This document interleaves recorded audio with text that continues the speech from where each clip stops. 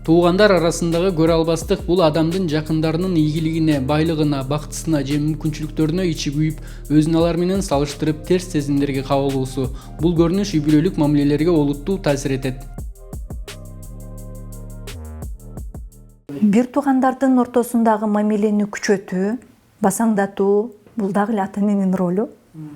Себеби ата-эненин функциясы орду өтө чоң үй бүлөдөчү. Ошол жаштайында эле туура багыттап жана ар бир баласына индивидуалдык подход менен баласынын мээримин кеңейтиш керек да. Эмне себептен? Кээ бир учурда ата-энелер бир баласын экинчи баласынан артык көргөн учурлар өтө көп болот. Мына ушул жерде балада уже дискомфорт пайда болот жана балада жанагындай таарынуу, обида деп коет, таарынуу пайда болот. Кээ бир учурда ата-эне бир баласына көбүрөөк мээрим төксө, экинчи баласына азыраак мээрим төккөн учурлар кездешет, болот.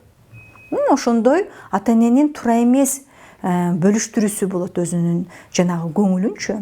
Сөзсүз түрдө ар бир балага индивидуалдык подход менен өзүнүн жакшы көргөн сезимин айтып туруш керек. Мен сени ушунчалык жакшы көрөмүн, сен агаңа, иниңе караганда өзгөчөсүң деп ар бир өзгөчөлүктөрүн дагы атап кетиш керек. Мындай басым жасап атап кетиш керек да, белгилеп кетиш керек. Себеби ошондо баланын өздүк жанагындай сүйүүсү бар экенин, ата-эненин мээрими төгүлүп атканын сезет дагы, баладагы ачкөздүк сезимдери таптакыр болбойт. Көрө албастыктын белгилери: туугандын ийгилигин баалабоо же кемсинтүү, артынан сөз кылуу, жаман көрүү, сүйлөшүүдөн качуу же мамилени суутуу, жашыруун атаандаштык сезими пайда болот. Баладагы ачкөздүк сезимдери таптакыр болбойт. Ачкөздүк сезим качан пайда болот? Көрө албастык сезим качан пайда болот? Балада кандайдыр бир капачылык пайда болгондо. Айтат го, сен 1000 жолу жакшы иш кылып, бир жолу жаман иш кылып койсоң, сени жаман көрүп калат депчи. Эмне себептен? Себеби жакшылык эч кандай шрам калтырбайт экен да. Бир жаман сөз же жаман бир ой пикир бул сенин көңүлүңө шрам калтырып кетет экен. Ошон үчүн адам баласында жакшы нерсени биз унутуп калабыз, себеби эч кандай шрам жок.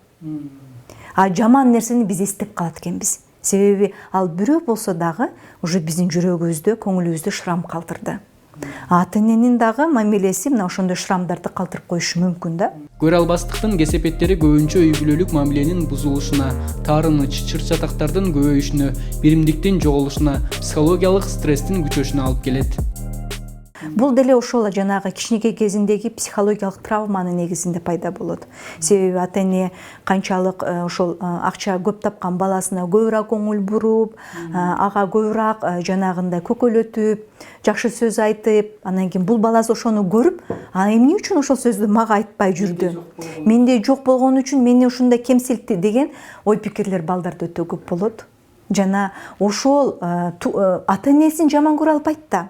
Себеби бул психологический жанагындай инстинкт, буну тарбиялай албайбыз биз, жана эсептей албайбыз, өлчөй албайбыз. Бул автоматтык түрдө биздин ата-энебиз жакшы көргөн балага болгон ачкөздүгүбүз өсө берет. Канча балаңыздар бар болсо, ар бирине индивидуалдык подход кылышыңыздар керек.